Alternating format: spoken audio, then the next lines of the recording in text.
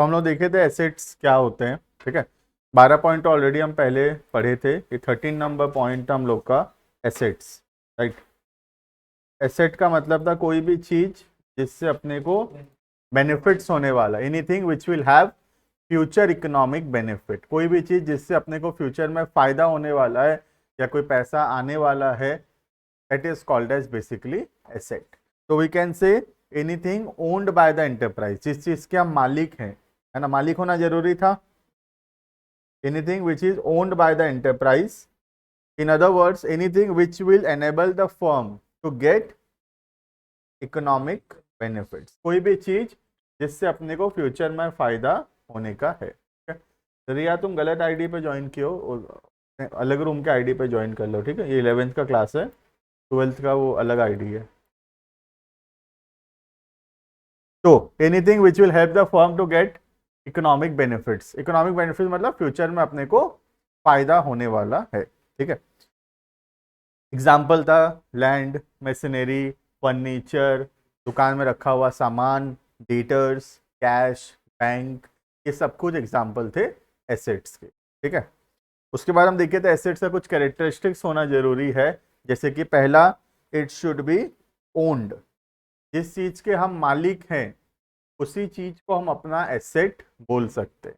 अगर हम कोई चीज के मालिक नहीं है लेकिन हमको उससे इकोनॉमिक बेनिफिट्स हो रहा है, फायदा हो रहा है, लेकिन फिर भी हम उसको अपना एसेट जो है नहीं बोल सकते। तो एग्जाम्पल दिया था, क्लासरूम में एसी है, मुझे भी बेनिफिट्स दे रहा है, तुमको भी बेनिफिट्स दे रहा है, लेकिन साइलेंट, मुझे भी बेनिफिट्स दे रहा है, तुमको भी बेनिफिट्स दे रहा है, बट मैं बोलूँ वो एसेट किसका है, तो वो जो है मेरा एसेट होगा, ना कि तुम्हारा, क्योंकि I am the owner of that particular thing, ठीक है।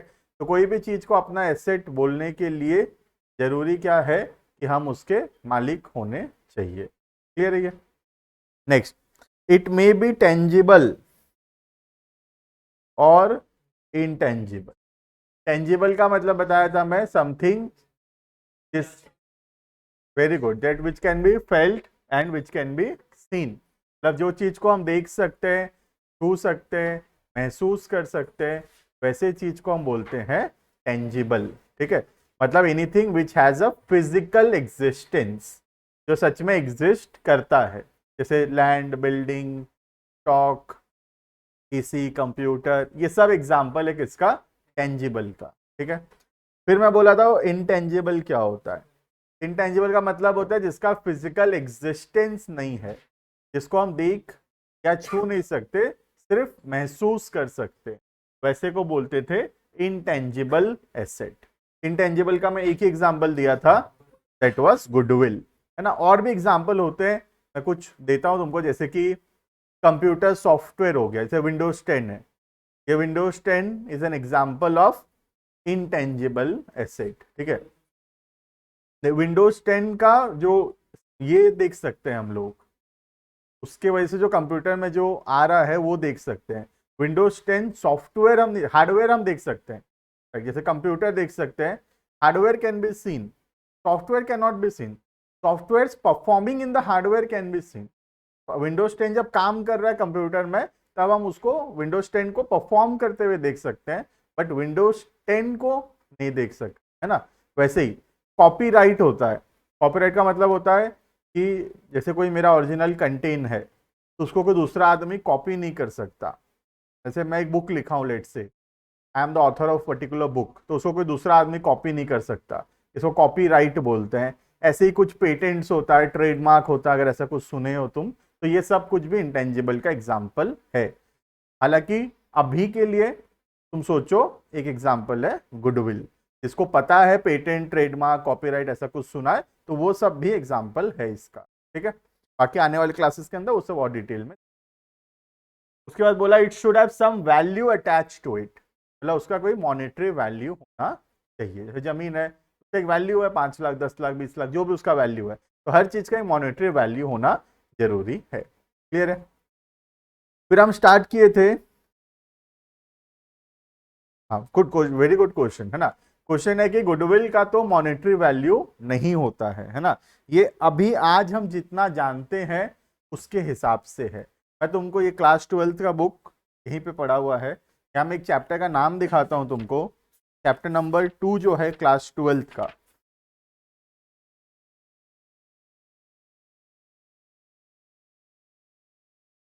The name of the chapter visible है ये, the name of the chapter of class 12, नाम देखो उसका, goodwill, nature and valuation.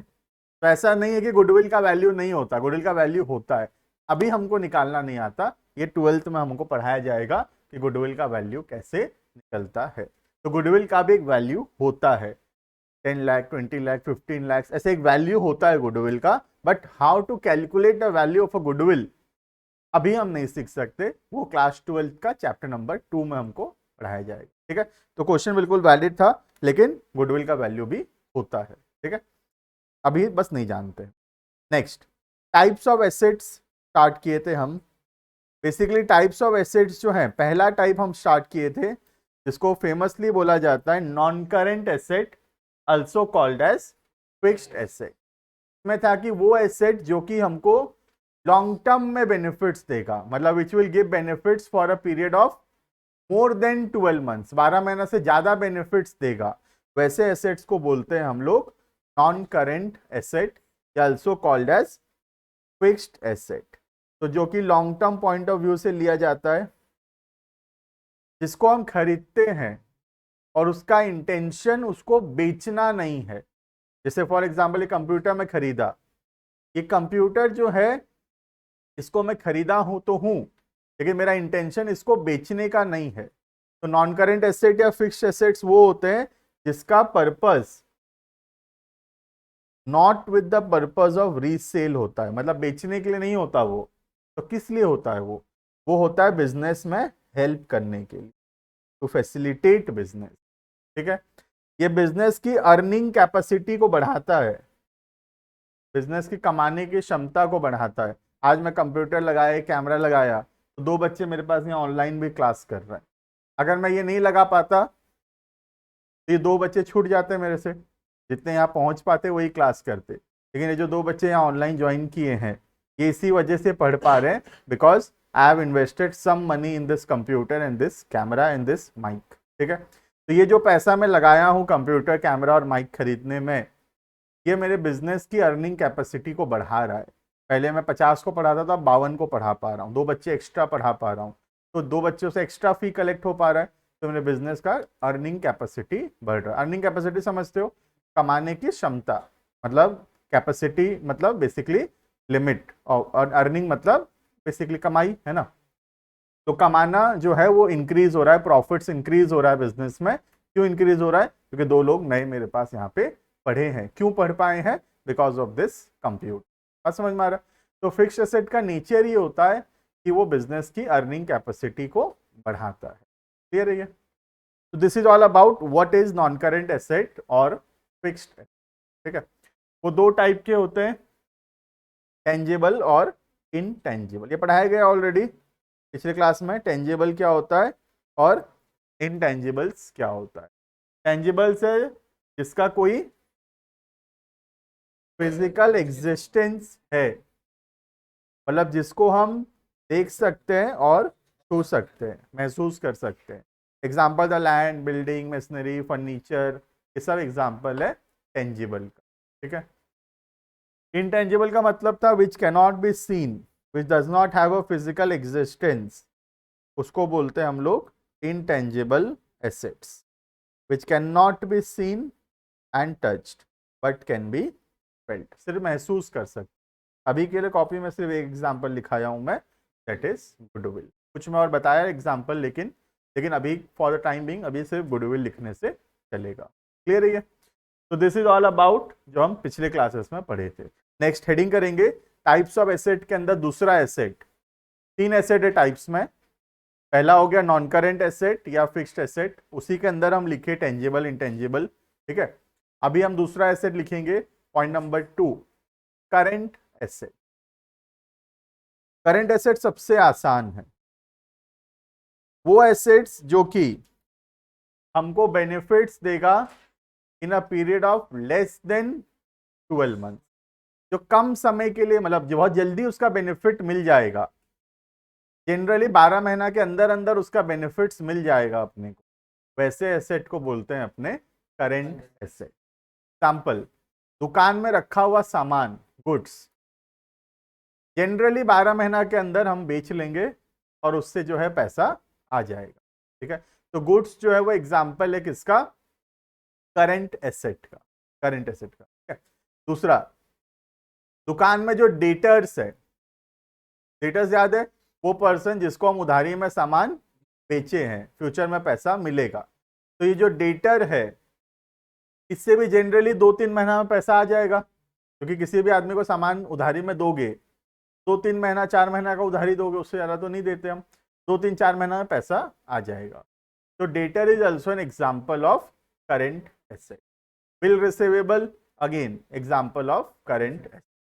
Cash जो हमारे पास है, काउंटर में जो गल्ला में जो कैश रखा हुआ है, वो cash is an example of current asset, जो जब चाहे अभी इमीडिएटली उसको यूज कर सकते। हमारे बैंक में जो पैसा रखे हैं बैंक अकाउंट में, वो भी एग्जाम्पल है किसका, करेंट एसेट। समझ में आ रहा है?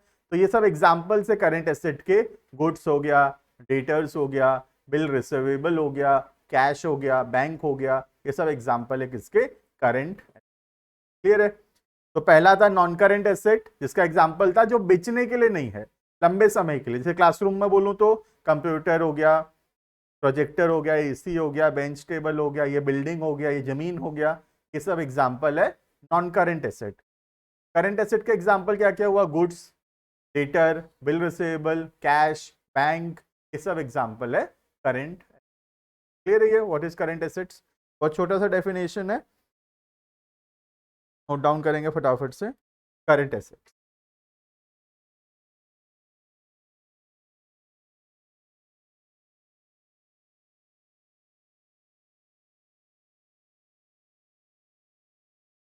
current assets are those assets which are held by an entity और एंटरप्राइज। एंटिटी या एंटरप्राइज का मतलब होता है बिजनेस। ठीक है, with the purpose of converting them into cash. हमारा पर्पस ये होता है कि जल्द से जल्द उसको कैश में कन्वर्ट कर लें विद इन अ शॉर्ट, पूरे अकाउंट्स में, शॉर्ट पीरियड मतलब less than 12 months, long period मतलब मोर देन 12 मंथ, पूरे अकाउंट्स में, आज से लेके जब तक अकाउंट्स पढ़ोगे जिंदगी भर, हर बार शॉर्ट मतलब लेस देन 12, लॉन्ग पीरियड मतलब मोर देन 2। ठीक है, दैट इज विद इन 1।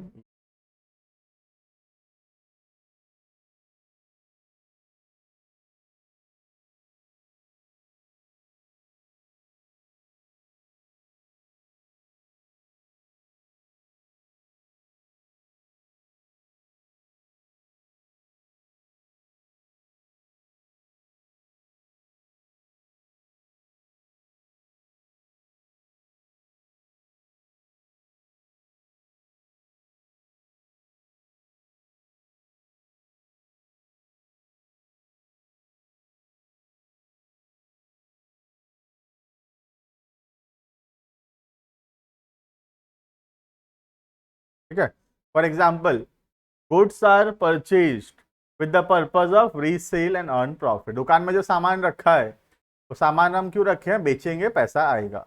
तो गुड्स एग्जाम्पल है किसका, करंट एसेट का। ठीक है, डेटर जो रखा है, मतलब डेटर्स जो है हमारे दुकान में, जिनको हम उधारी में सामान बेचे हैं, जल्द से जल्द हम उनसे पैसा रिकवर करेंगे। तो debtor is also an example of current. बाकी और भी एग्जाम्पल जैसे कैश हो गया, बैंक हो गया, बिल रिसीवेबल हो गया, वो सब भी है, लिखा हुआ नहीं है, वो सब भी है एग्जाम। ठीक है, क्लियर है? सेकेंड टाइप ऑफ एसेट, तो पहला टाइप हो गया non current asset, famously called as fixed asset, और दूसरा हो गया करंट एसेट। क्लियर है ये? एक तीसरा टाइप ऑफ एसेट भी होता है, जो अभी समझ पाना बहुत डिफिकल्ट है, आगे 1-2 क्लास और समय चाहिए, उसके बाद हम समझ पाएंगे, क्योंकि नोट्स में सब कुछ एक जगह रहना चाहिए, इसलिए तुम सिर्फ हेडिंग करके छोड़ दो 4 लाइन का जगह, जिसको हम आगे चल के कभी लिख। ठीक है, अभी यहाँ छोड़ दूंगा तो क्या होगा, फिर ये छूट जाएगा, तो नोट्स में एक जगह रहेगा, इस वजह से सिर्फ जगह छोड़ दो, अभी नहीं समझ पाओगे, थोड़ा सा एडवांस कॉन्सेप्ट। फिक्टिशियस हेडिंग कर देना और 4 लाइन छोड़ दो। FICTIOUS, fictitious.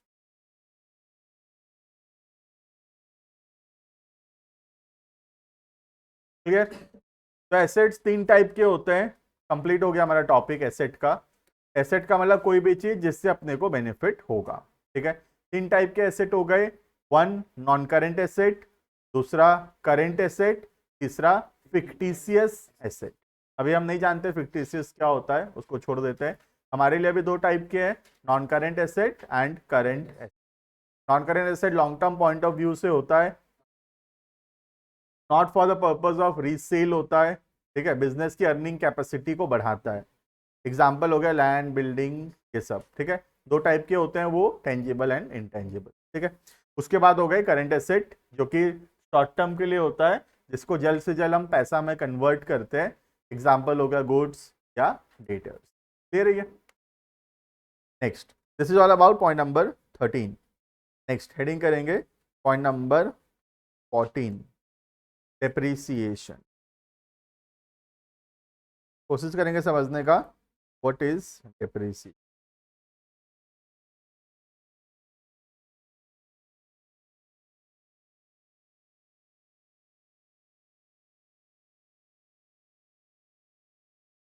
ठीक है, मैं तुमको कुछ एग्जांपल्स देता हूँ, फिर हम डेप्रिसिएशन का जो मीनिंग है उसको फाइनल करेंगे। ठीक है, देखना, एक एग्जांपल देता हूँ। Suppose let's say I have purchased an iPhone. कौन सा भी चल रहा है, कहाँ तक पहुँच गया? 15, 16, 17, कहाँ पहुँच गया? 15 पहुँच गया। आईफोन 15। ठीक है, ये भी जैसे तुम जैसे जैसे 10 से 11 जैसे आगे बढ़ रहे हो, ये भी बढ़ रहा है ना आगे हर साल, तो 15 साल का हो गया ये भी। ठीक है, तो iPhone 15 let's say I have purchase it for 1.5 lakh में आ जाएगा, 1.5 लाख रुपए में। ठीक है, तो आज मैं इसको खरीद लिया आईफोन 15 फॉर 1,50,000। ठीक है, अब मैं इसको 2 साल यूज कर लिया। I have used it, usage मतलब 2 साल का यूज कर लिया। तो जो यूज लिखते हैं, यूसेज तो बाद में पढ़ लेंगे, चलो यूज। तो मैं 2 साल यूज कर लिया, तो 2 साल यूज करने के बाद अब जब मैं इसको बेचने जाऊंगा, कितना 1.5 लाख में बिकेगा ये अब? और कहाँ बिकेगा सर, कितना बिकेगा? डिपेंड करता है क्या कंडीशन कंडीशन में है। कम में बिकेगा ये तो बात फाइनल है, 1.5 लाख में तो नहीं बिकेगा। मैं एग्जाम्पल के तौर पे लेता हूं कि 1 लाख में चलो सेल हो जाएगा सेट से। ठीक है, तो ये जो 50,000 मेरे मोबाइल फोन का वैल्यू कम हो गया यूज कर करके, this is called as depreciation. इसको बोलते हैं depreciation. What is depreciation? Depreciation होता है fall in the value of fixed asset. Fix asset का वैल्यू जो कम हो रहा है, वो वैल्यू कम होने को बोलते हैं डेप्रीसिएशन। तो मैं क्या बोलूंगा, मेरा मोबाइल फोन 50,000 रुपया डेप्रीसिएशन हो गया है, मतलब मेरा मोबाइल फोन का वैल्यू 50,000 रुपया कम हो गया है। बस समझ में आ रहा है? और एग्जाम्पल देता हूं तुमको, 3-4 एग्जाम्पल दूंगा, फिर लिखेंगे इसको। ठीक है, दूसरा एग्जाम्पल, फिर से एग्जाम्पल है सेम। मैं आईफोन खरीदा, बहुत मेहनत से खरीदा हूं, है ना, मैं एकदम संभाल के रखना चाहता हूं, तो मैं क्या किया, इसको ओपन ही नहीं किया, खोला ही नहीं। तो मैं क्या किया, इसको अपने आराम से कबोर्ड में संभाल के रख दिया। ठीक है, क्योंकि बहुत पैसा लगा इतना, तो उसको यूज क्या करेंगे, रख देते हैं उसको आराम से। ठीक है, तो मैं उसको यूज नहीं किया, रख दिया। ठीक है, 1 साल बाद उसको निकाला और सोचा कि क्या यूज करेंगे, बेच देते हैं। तो नया आईफोन लेके मैं मार्केट में निकला हूं बेचने। बताओ 1.5 लाख में बिकेगा कि नहीं बिकेगा? नहीं बिकेगा। मैं तो यूज नहीं किया हूं, लेकिन पुराना तो हुआ है, पुराना तो हुआ है ना। यूज नहीं भी करोगे तो क्या हो गया, पुराना तो हो ही गया, 1 साल हो गया खरीदे हुए, रखे रखे हुए वैल्यू कम होता है। तो 1 साल पुराना हो गया, टाइम हो गया 1 साल, इस वजह से इसका वैल्यू जो है कम हो गया। 1 लाख तो नहीं, चलो 1,20 में बिक जाएगा, स्टिल आईफोन है, 20-30 हजार एक्स्ट्रा ही मिलेगा, तो 30,000 तो वैल्यू फिर भी कम हुआ। ये भी वैल्यू कम होने को बोलते हैं डेप्रिसिएशन। तुम रीजन समझो, है ना। डेप्रिसिएशन का मतलब तो फाइनल है, वैल्यू कम होना ही डेप्रिसिएशन। क्यों हो रहा है वैल्यू कम, मैं वो समझाने की कोशिश कर रहा हूं।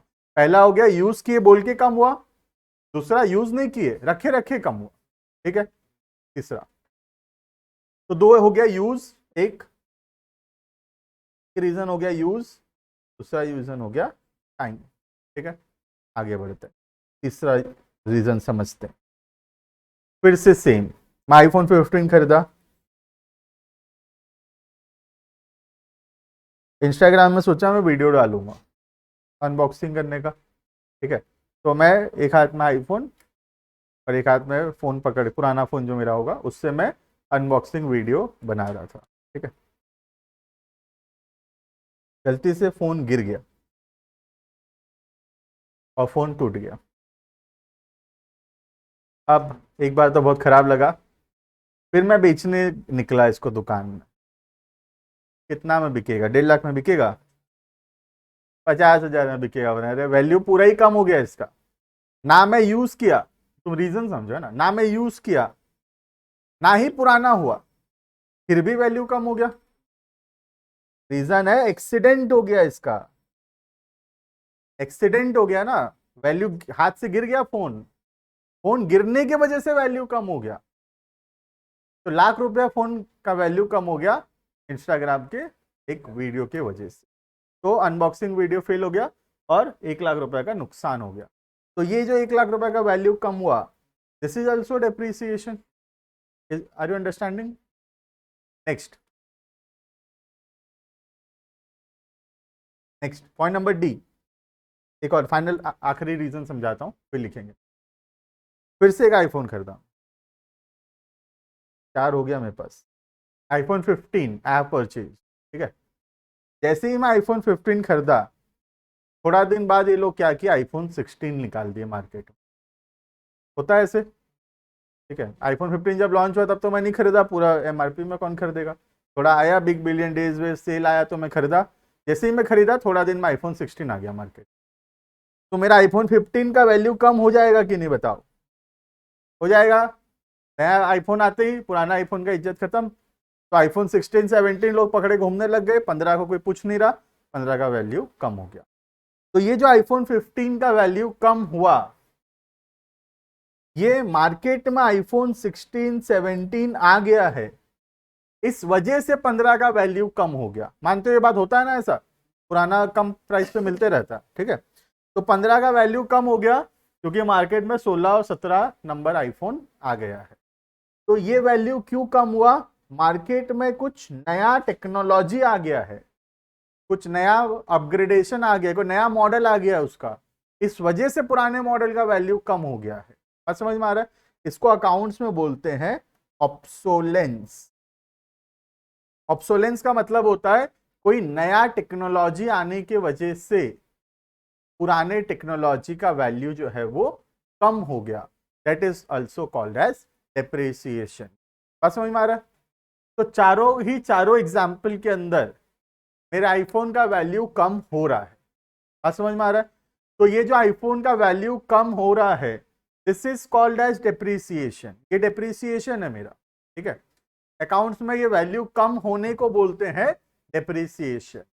नाउ डेप्रिसिएशन का अलग अलग रीजन है, बस पहला रीजन है मैं यूज किया इस वजह से कम हुआ, दूसरा रीजन है टाइम पुराना हो गया इस वजह से कम हुआ, यूज नहीं भी किया रखा रखा भी वैल्यू कम हो गया, तीसरा एक्सीडेंट हो गया इसलिए वैल्यू कम हो गया, और चौथा ऑब्सोलेंस, नया टेक्नोलॉजी आ गया बोल के वैल्यू कम हो गया। Are you understanding? तो there are 4 reasons of depreciation, 4 कारण है डेप्रिसिएशन होने के। First use, second time, third accident, fourth obsolescence. Clear है? तो डेप्रिसिएशन का मतलब क्या है? फिक्स्ड एसेट का वैल्यू कम होना, ध्यान रखना, फिक्स्ड एसेट का वैल्यू कम होना, करंट एसेट का नहीं। करंट एसेट का वैल्यू कम होने को डिप्रिसिएशन नहीं बोलते अकाउंट्स में। अकाउंट्स में फिक्स्ड एसेट का वैल्यू, अभी ऊपर पढ़े टाइप्स ऑफ एसेट है ना, दो टाइप का हुआ, फिक्टिशियस तो छोड़ दिया हम, दो टाइप का हुआ, एक हो गया नॉन करेंट या फिक्स्ड और दूसरा हो गया करेंट। मैं करेंट एसेट का बात नहीं कर रहा यहाँ पे। Depreciation is a word used for non current asset और फिक्स्ड एसेट, ठीक है। तो ये जो नॉन करेंट एसेट है या ये जो फिक्स्ड एसेट है, इसका वैल्यू जो कम हो रहा है हर साल, उसी को बोलते हैं डेप्रिसिएशन। क्लियर है ये? अब इस क्लास में रखे हुए हर एक चीज का वैल्यू कम हो रहा है ना। इसी जितना मैं लगवाया था उतना में नहीं बिकेगा, ये जितना पुराना होता जाएगा उतना वैल्यू गिरता जाएगा। ये कंप्यूटर हो गया, कैमरा हो गया, माइक हो गया, प्रोजेक्टर हो गया, स्क्रीन हो गया, बेंच टेबल हो गया, ये फर्नीचर हो गया, कोई भी चीज का एग्जाम्पल क्यों ना ले लूं मैं, हर चीज जितना में खरीदा गया था उससे कम है आज उसका वैल्यू, और जैसे जैसे और यूज करता जाऊंगा वैसे वैसे उसका वैल्यू जो है और कम होता जाएगा। तो ये जो हर साल ये मेरे फिक्स्ड एसेट्स का वैल्यू कम होता जा रहा है, इसी को बोलते हैं अकाउंट्स में डेप्रिसिएशन। बात समझ में आ रहा है?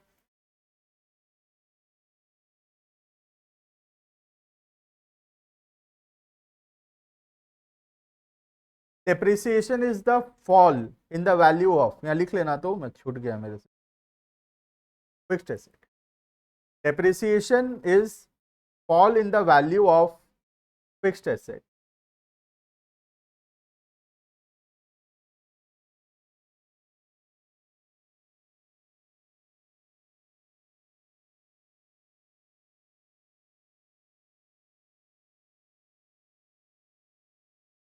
Depreciation is fall in the value of fixed asset because of, ध्यान रखना, रीजन याद रखना है ना, बिकॉज ऑफ पहला यूसेज, यूसेज मतलब यूज, दूसरा टाइम, तीसरा ऑब्सोलेंस और चौथा एक्सीडेंट।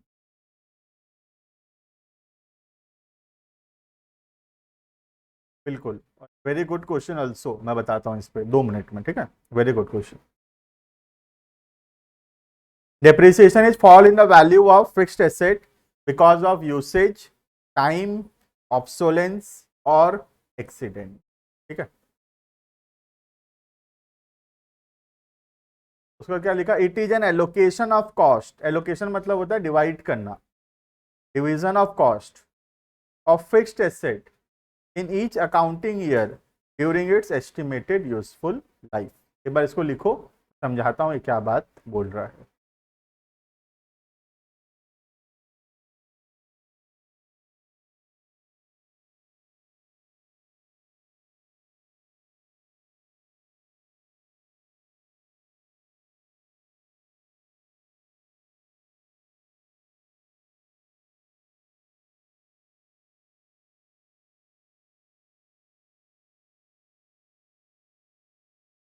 ठीक है, तो डेप्रिसिएशन क्या करता है, हर साल में मेरा खर्चा को डिवाइड करता है बोल रहा है। ऐसे ये क्या हो गया, समझते हैं इसका मीनिंग, ठीक है। जैसे मैं आज सपोज एक एसी खरीदता हूँ, ठीक है, और ये एसी मुझे पड़ा लेट से 40,000, ठीक है। अब हर एक फिक्स्ड एसेट का एक यूजफुल लाइफ होता है कि वो कितना दिन चलेगा, अनुमानिक, एक्चुअल तो नहीं पता, एक्चुअल तो तब पता चलेगा जब यूज कर लेंगे तब। अनुमान तो लगा सकते हैं कि हाँ एसी है तो सर 5 साल तो जाएगा सर, गाड़ी खरीदे हो सर 7 साल चल जाएगा गाड़ी, ऐसे अनुमान लगा सकते हैं हर चीज का, है ना। तो वैसे ही मैं अनुमान लगाया कि एसी कितना साल चलेगा, तो मैं अनुमान लगाया कि एसी जो है 5 साल चलेगा। तो ये जो 40,000 का खर्चा हुआ है ये मुझे 5 साल तक बेनिफिट देता, ठीक है। तो मैं बोलूंगा कि हर साल एसी यूज करने का कितना रुपया खर्चा आ रहा है, 8,000 रुपया हर साल खर्चा आ रहा है। 8,000 कहाँ से आया, 40,000 रुपया का एसी 5 साल तक फायदा देगा, तो हर साल एसी जो मैं क्लासरूम में यूज कर रहा हूं उसका खर्चा कितना है, 8,000 रुपया उसका खर्चा हुआ। बात समझ में आ रहा है? तो डेप्रिसिएशन क्या है, जो खर्चा हो गया है उसको हर ईयर के बीच में डिवाइड करने का तरीका है। बात समझ में आ रहा है? अब एक अच्छा क्वेश्चन पूछी कि बिल्डिंग तो लैंड, मतलब जो तुम्हारा फर्नीचर, मशीनरी, कंप्यूटर, ये सब तो ठीक है सर, जमीन का क्या होगा वो बताओ ना। Because you must have seen the value of land is not depreciating. Value कहाँ कम हो रहा है लैंड का? लैंड का वैल्यू तो हम जनरली देखेंगे तो इट इज एप्रिशिएटिंग, बढ़ रहा है वैल्यू, है ना। तो ये जो जमीन है, लैंड, ये एक एक्सेप्शन है। हर एक फिक्स्ड एसेट का वैल्यू कम होता है, बट जमीन एक ऐसा फिक्स्ड एसेट है जिसका वैल्यू कम नहीं होता, का वैल्यू बढ़ता है, इंक्रीज होता है। और उसको अकाउंट्स के लैंग्वेज में एप्रिसिएशन बोला जाता है। ठीक है, अभी वो वर्ड यहाँ पे है नहीं तो हम उसको लिखे नहीं थे। The word that is used for land is called as appreciation. Appreciation का मतलब होता है फिक्स एसेट का वैल्यू बढ़ना। और एक ही लौता एग्जाम्पल है जिसका वैल्यू बढ़ता है, दैट इज लैंड। बाकी जितने भी फिक्स्ड एसेट्स हैं सबका वैल्यू जो है वो कम होता है। क्लियर है ये? तो हम पढ़े थे डेप्रिसिएशन, बिल्कुल क्वेश्चन बिल्कुल वैलिड था। एप्रिसिएशन भी हो सकता है but that is only in case of land. ठीक है, तो आगे बढ़ते हैं अब। पॉइंट नंबर 14 कंप्लीट हुआ, डेप्रिसिएशन। सबको याद रहेगा डेप्रिसिएशन क्या होता है? Depreciation is the fall in the value of fixed asset. Reasons important है, why there is a fall. 4 reasons: usage, time, obsolescence, accident. ठीक है, यूसेज मतलब यूज कर लिए पुराना हो गया है, टाइम मतलब रखे रखे पुराना हो गया है, ऑब्सोलेंस मतलब कोई नया टेक्नोलॉजी आ गया तो पुराने का वैल्यू कम हो गया। आईफोन 16 लॉन्च हो गया, 15 का वैल्यू गिर गया, this is obsolescence. And accident मतलब जो टूट गया या कोई भी प्रकार से डैमेज हो गया, that is called as accident. Clear है ये? तो this is all about point number 14, that is depreciation. ठीक है, next heading point number 15।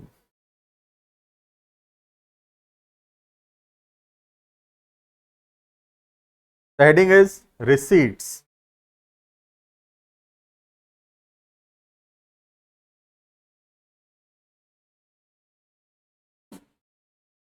Pronounce नहीं होता, हाँ, रिसिप्ट्स नहीं होता है, रिसीट्स होता है। ठीक है, the word P is silent here, written as receipts, pronounced as receipts. ठीक है, पी साइलेंट है यहाँ पे। तो हमेशा चाहता हूँ कि हम अकाउंट्स पढ़ते हैं, कॉमर्स के स्टूडेंट हैं, कभी बाहर निकले बरगढ़ से, कोई हमारा मजाक ना उड़ा they just because of the pronunciation. ठीक है, तो हमको एकदम परफेक्टली जो हम अकाउंट्स के वर्ड पढ़ते हैं उसको बोलना आना चाहिए, है ना। कुछ नहीं है, जैसा सीखोगे वैसा आदत रह जाएगा। तुम्हारे लिए तो नया है ये। मैं पहला क्लास में डेप्टर पढ़ाता तो सब डेप्टर बोलते, जिंदगी भर डेप्टर बोलते, तो कहीं ना कहीं कोई मजाक उड़ा देता, 2-4 साल बाद बाहर जाते। तो वैसे ही आज मैं रिसिप्ट्स पढ़ाऊंगा तो सब रिसिप्ट्स बोलेंगे, मैं रिसीट बोलूंगा तो सब रिसीट बोलने लग जाएंगे, क्योंकि नया है, नया में हम जल्दी से चेंज कर सकते हैं, तो आज से ही चेंज करना बेहतर है। ठीक है, तो called as receipts, not receipts. ठीक है, अब ये रिसीट्स क्या होता है देखते हैं। बेसिकली 2 वर्ड है, एक पॉइंट नंबर 16 भी है इसके बाद, मैं एक बार यहां लिख देता हूं खाली। पॉइंट नंबर 16 है एक्सपेंडिचर। ठीक है, एक बार मैं दोनों को समझाता हूं ताकि रिसीट्स क्लियरली पता चले क्या होता है। एक्सपेंडिचर का मतलब होता है बिजनेस में खर्चा करना। जैसे हम गुड्स खरीद रहे हैं, पैसा जा रहा है, स्टाफ को सैलरी दे रहे हैं, पैसा जा रहा है, रेंट दे रहे हैं, पैसा जा रहा है, इलेक्ट्रिसिटी बिल, पैसा जा रहा है, बिल्डिंग बना रहे हैं, ये सब से क्या हो रहा है? पैसा जा रहा है। तो ये सब एग्जाम्पल है किसका? एक्सपेंडिचर का। ये पॉइंट नंबर 16 में पढ़ाया जाएगा। ठीक है, तो एक्सपेंडिचर का मतलब होता है खर्चा करना। दुकान में कोई भी प्रकार से जब पैसा जा रहा है तो वो सब एग्जाम्पल है एक्सपेंडिचर्स का। ठीक है, जैसे एग्जाम्पल हो गया गुड्स खरीदना, पैसा जा रहा है, रेंट देना, सैलरी देना, इलेक्ट्रिसिटी बिल देना, बिल्डिंग बनाना, फर्नीचर बनाना, एसी खरीद के लाना, सबसे पैसा जा रहा है। तो हम क्या बोलते हैं नॉर्मल लैंग्वेज में? दुकान में खर्चा हो रहा है, खर्चा हो रहा है बोलते कि नहीं? ये खर्चा हो रहा है को बोलते हैं अकाउंट्स में एक्सपेंडिचर। ठीक है, और रिसीट से उसका उल्टा, पैसा आ रहा है अगर दुकान में, that is called as receipts. पैसा कहां से आएगा दुकान में? सामान बेच के, सबसे कॉमन सेल ऑफ गुड्स, या सर्विसेज। ये तुम सबका बिजनेस है, तुम्हारे पापा सब गुड्स बेच रहे हैं मैक्सिमम, आई थिंक, है ना। तो सबके पापा गुड्स सेल कर रहे हैं और पैसा दुकान में आ रहा है। लेकिन मेरा एग्जांपल दूंगा तो मैं कोई सामान नहीं बेच रहा, मैं एक सर्विस दे रहा हूं, पढ़ा रहा हूं, उससे पैसा आ रहा है। तो सेल ऑफ गुड्स या सेल ऑफ सर्विसेज करके जो पैसा आ रहा है, that is basically called as receipts. बात समझ में आ रहा है? तो रिसीट्स का मतलब होता है दुकान में पैसा आना, कमाई होना। एक्सपेंडिचर का मतलब होता है खर्चा होना। ठीक है, जैसे एग्जांपल तुम एक बोले रिसीट्स का सेल ऑफ गुड्स या सर्विस, और एग्जांपल देता हूं तुमको। जैसे ये एसी पुराना हो गया, 6-7 साल हो गया, अब उतना अच्छे से नहीं चल पा रहा, तो मैं सोचा कि इसको बेच देते हैं और उसके जगह एक तो नया वाला लगाएंगे। तो ये जो पुराना एसी है मैं इसको बेचूंगा, तो बता पैसा आएगा कि नहीं आएगा? आएगा।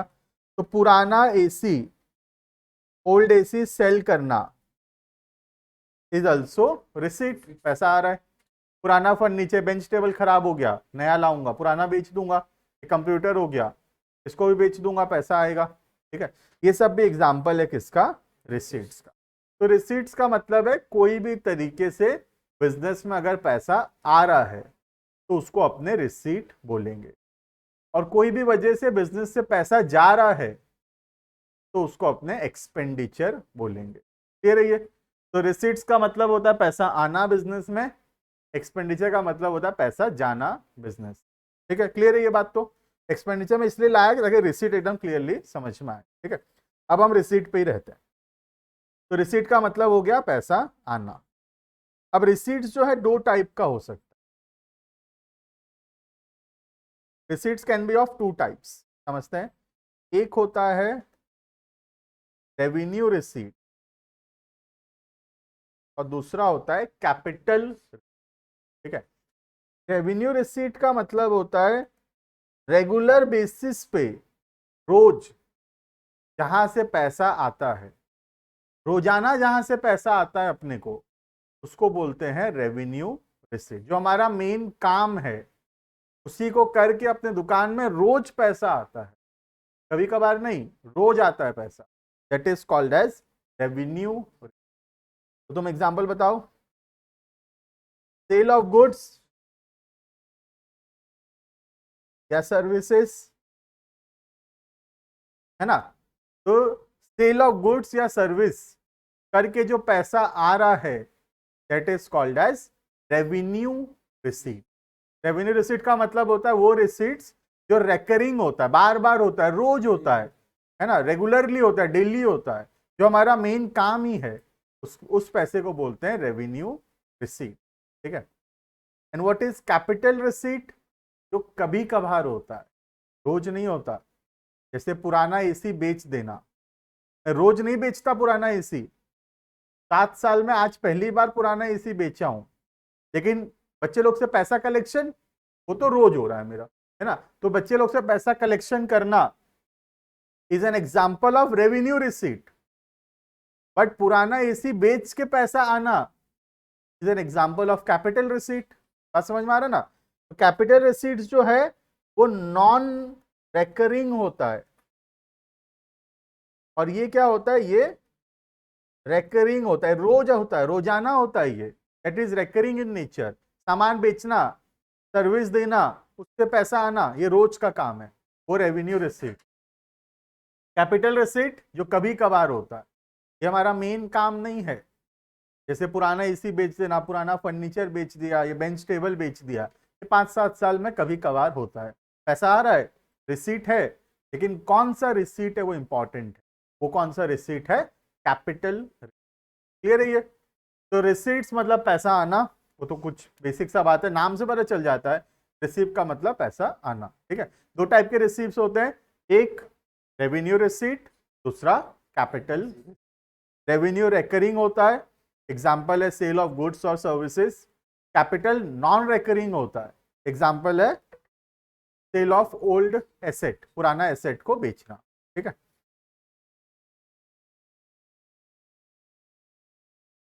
देखना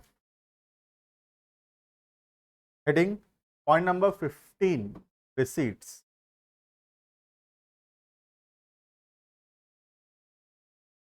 receipts are categorized into revenue receipt and capital। दो टाइप के receipts होते हैं, एक हो गया revenue और दूसरा हो गया capital।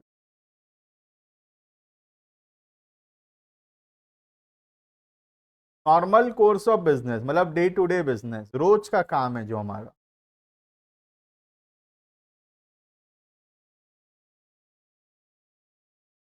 नॉर्मल कोर्स मतलब डेली वर्क, रोज का काम है हमारा। जैसे कि गुड्स बेचना या सर्विसेज देना, ठीक है। तो गुड्स बेच के सर्विस देके जो पैसा आ रहा है दैट इज रेवेन्यू रिसीट।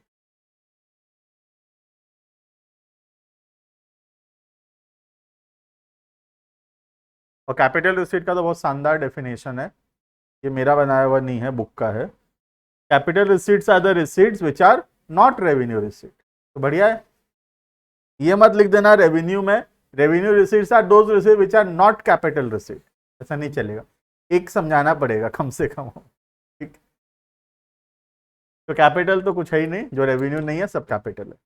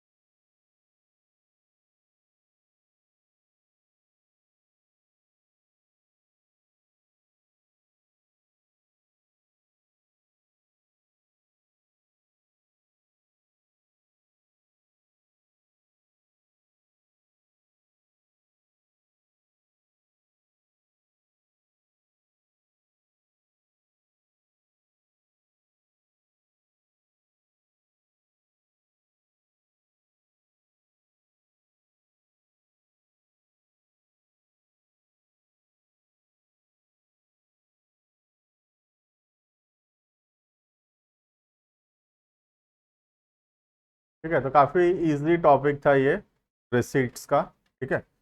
नाम से भी समझ में आ जाता है, कोई नहीं भी पढ़ा है कॉमर्स का तो भी जान जाएगा। रिसीट्स का मतलब होता है पैसा आना। जैसे तुम स्कूल जाते हो मनी रिसीट मिलता है, हाँ पैसा दिए उसका प्रूफ मिलता है, तो स्कूल क्या बोलता है पैसा आया, इसलिए स्कूल मनी रिसीट लिखता है उसको, है ना। वैसे ही रिसीट का मतलब है पैसा आना।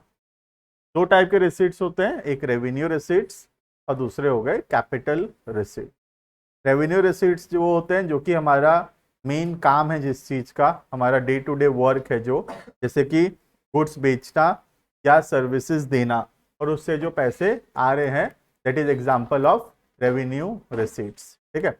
और दूसरा हो गया कैपिटल रिसीट्स।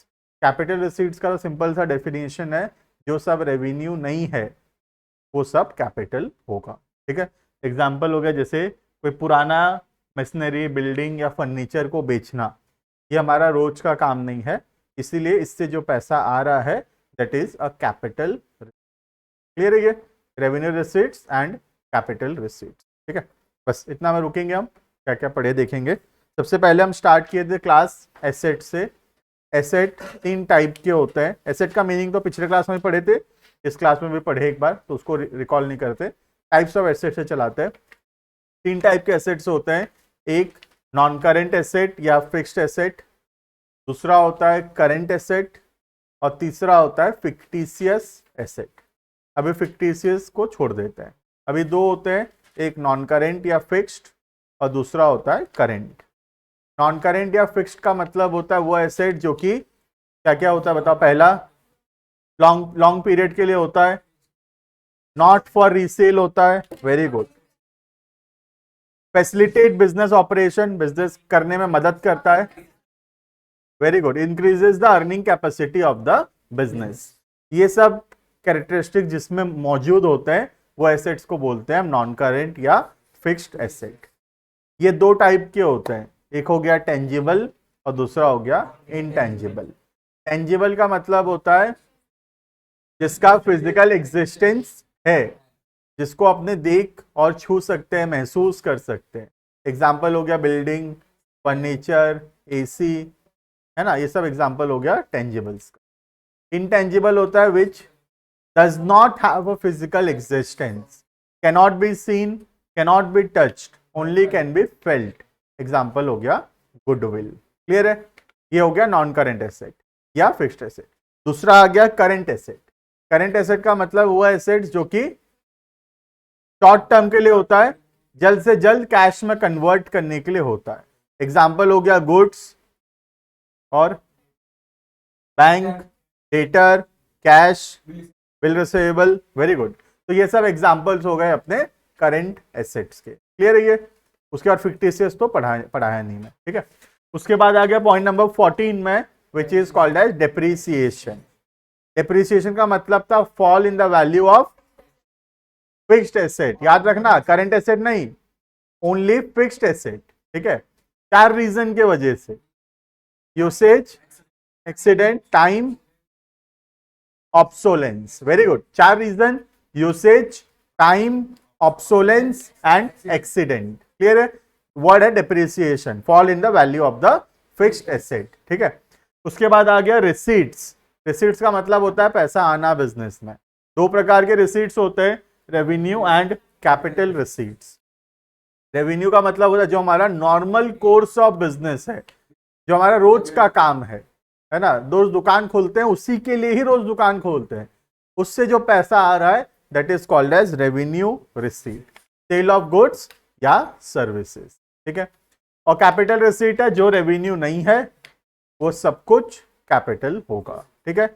एग्जाम्पल है उसका sale of any old fixed asset, कोई भी पुराना फिक्स्ड एसेट्स को बेचना is an example of capital receipt. Clear है ये? नेक्स्ट क्लास में हम स्टार्ट करेंगे from our point number 16, that is expenditure. थोड़ा एक्सपेंडिचर क्या होता है बता दिया हूं, पैसा जाना या पैसा खर्चा करना इज एक्सपेंडिचर। 3 टाइप के एक्सपेंडिचर्स होते हैं, ये हम लोग पिछले नेक्स्ट क्लास में कंटिन्यू करेंगे, ठीक है।